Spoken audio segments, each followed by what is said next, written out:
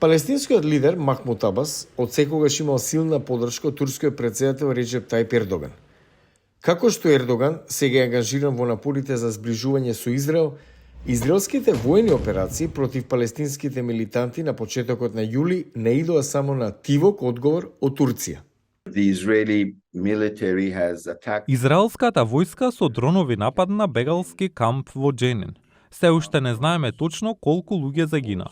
И освен проформа протести, дури и осуда од страна на Министерството за надворешни работи, ниту прочитав, ниту слушнав нешто друго.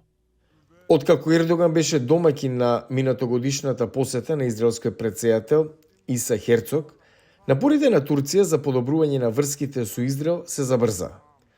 Ердоган требаше да биде домаќин на израелскиот премиер Бенјамин Нетањаху по посетата на Абас.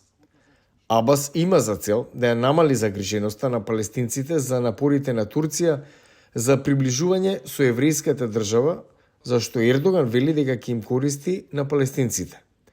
Многу наблюдувачи остануваат скептични за било каков напор за заживување на израелско-палестинскиот мировен процес.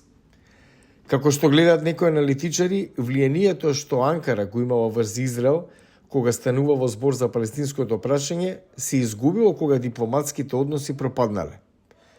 Други сугерираат дека успешното зближување би можело да помогне да се ограничи обемот на насилството, како што беше видено во најновата израелска акција, која, забележуваат наблюдувачите, не траеше долго.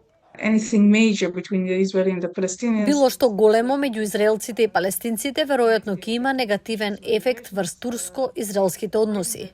Овие операции траат само 2 дена. Тоа е помалку проблематично. Има долга, крвава операција. Тоа може да биде голем проблем. Аналитичарите велат дека палестинците го бараат Ердоган не само за да понуди гаранции за поддршка, туку и да ги понуди јавно.